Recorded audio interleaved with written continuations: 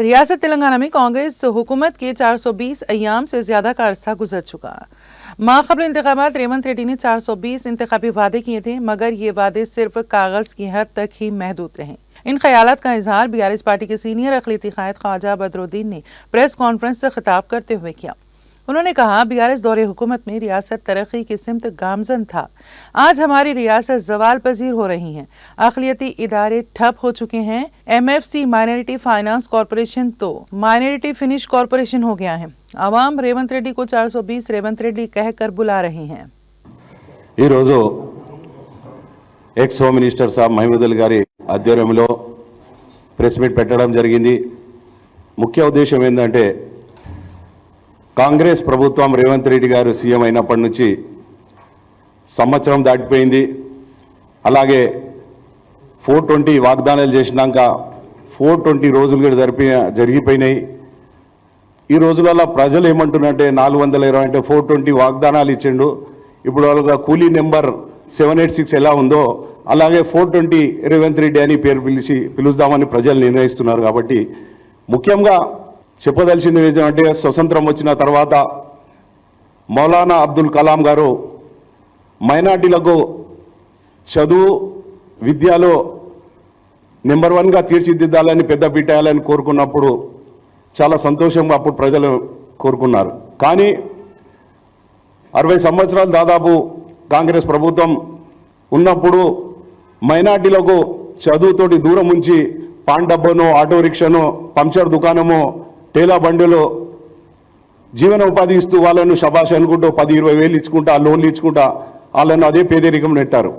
కానీ తెలంగాణ ఉద్యమంలో కేసీఆర్ గారు మన తొలి ముఖ్యమంత్రి ఒకటే ఆలోచన ఉండే, మైనార్టీలు వస్తే చదువుతోటి వాళ్ళ విద్యతోటి నెంబర్ 1గా తీర్చిదిద్దాలని ఆయన కళను నెరవేర్చేందుకు ప్రభుత్వం మన తెలంగాణ వచ్చిన వెంబడే 9.5 సంవత్సరాల లోపు మన తొలి ముఖ్యమంత్రి కేసీఆర్ గారికి మేము ముఖ్యంగా మైనార్టీలు ధన్యవాదాలు తెలుపుతున్నాం। ఎందుకంటే 204 రెసిడెన్స్ స్కూల్ తెచ్చి పిల్లల భవిష్యత్తును వాళ్ళ భవిష్యత్తు ముందులో మన తెలంగాణ కానీ వాళ్ళ సమాజంలో కానీ వాళ్ళ ఇంటిలో కానీ నెంబర్ 1గా ఉంటారని ఆయన ఉద్దేశంతో చేయడంతో దాదాపు సంవత్సరానికి 1000 కోట్లు ఖర్చు చేసి పిల్లల భవిష్యత్తు తీర్చిదిద్దాలని మన ముఖ్యమంత్రి అప్పటి తొలి ముఖ్యమంత్రి కేసీఆర్ గారు నిర్ణయించారు।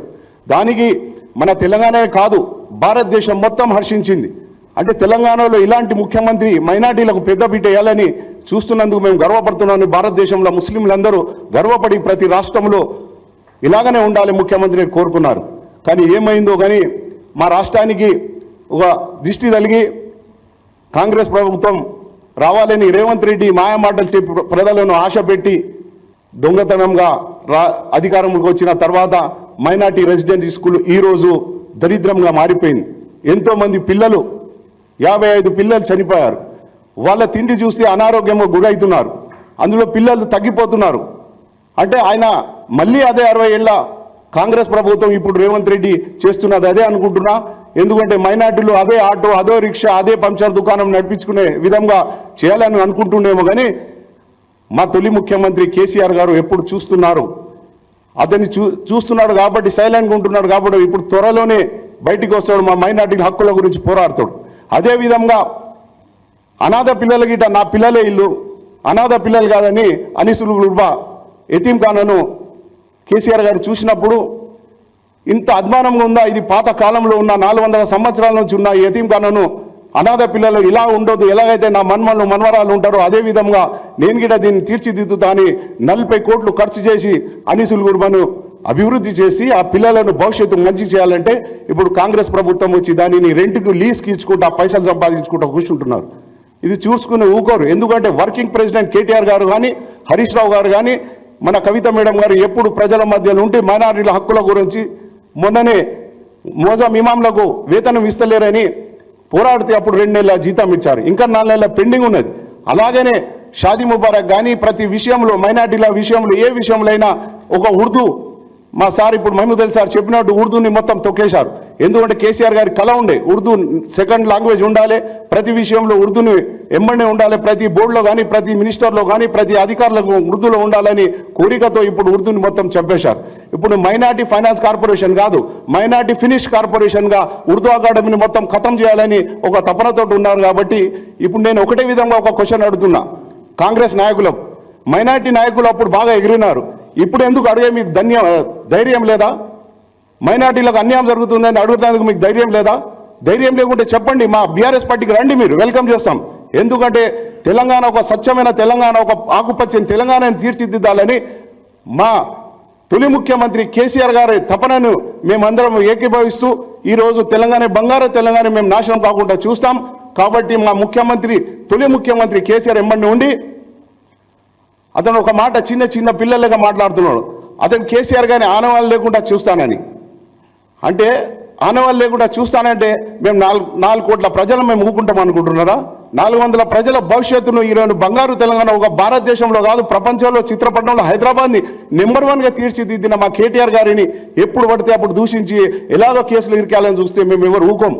అదేవిధంగా మైనార్టీలో పెద్ద పీట వేయాలని ప్రతిసారి బీఆర్ఎస్ ఎంబడిన ఉంటుంది. అదేవిధంగా నెంబర్ 1గా డిప్యూటీ సీఎంగా మన మహమూద్ అలీ గారికి హోమ్ మినిస్టర్గా చేయడంలో భారతదేశ చరిత్రలో నెంబర్ 1. కాబట్టి నేను ఇప్పుడున్న ముఖ్యమంత్రికి ఒకటే క్వశ్చన్ చెప్తున్నా, మైనార్టీలకు మీరు ఎలాగైతే అన్యాయం చేస్తారో మేము చూసుకునే బీఆర్ఎస్ పార్టీ మైనార్టీ నాయకులు ఎప్పుడు ఊరుకోము.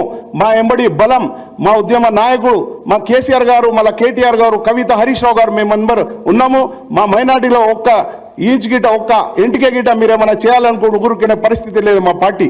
అదేవిధంగా ఎలాగైతే 6 గ్యారంటీలు మైనార్టీలో ఎలాగైతే ఏమి ఇస్తారో అన్నారో మీరు బిచ్చం ఇచ్చినట్టు 50,000 మైనార్టీ ఫైనాన్స్ కార్పొరేషన్ లోన్ ఇస్తానని వాగ్దానం ఇచ్చి ఏదో అసెంబ్లీ నడుస్తుందని మాయమాటలు చెప్పి ఇప్పుడు 2,50,000 ఫాములు తీసుకొని దానికి గిట్ట లోన్ ఇవ్వడం లేక జరుగుతుంది. మేము 1,00,000 లోన్ 1,000 మందికి ₹1,00,000 వితౌట్ సబ్సిడీతో 1,000 మందికి లోన్ ఇచ్చడం జరిగింది. అందుకే భారతదేశంలో నెంబర్ 1 ప్రభుత్వంగా తొలి ముఖ్యమంత్రి బీఆర్ఎస్ పార్టీ నెంబర్ 1గా సాధించుకున్నాం. కాబట్టి రాబోయే కాలంలో ప్రజలు ఎదురు చూస్తున్నారు. అలాగనే మైనార్టీలకు ఎలాగైతే రెసిడెన్స్ స్కూళ్ళు ఎలాగైతే అలాగనే కాపాడుకుంటూ మళ్ళీ హైడ్రాలో బాధితులుగా మైనార్టీలు ఎంతో ఏడుస్తుంటే కేటీఆర్ సార్ గిట్ట అక్కడికి వెళ్ళి వాళ్ళని ఓదార్చి వాళ్ళని కోర్టుకు వెళ్ళి స్టే తెచ్చడం జరిగింది. అదేవిధంగా మేము ప్రతి ఒక్కరము బీఆర్ఎస్ సైనికులుగా పనిచేసి మా తెలంగాణకు మళ్ళా సాధించుకొని తెలంగాణ ఆకుపచ్చ తెలంగాణ సాధించుకున్నామని నాకు అవకాశం ఇచ్చినందుకు ధన్యవాదాలు తెలుపుతున్నాను.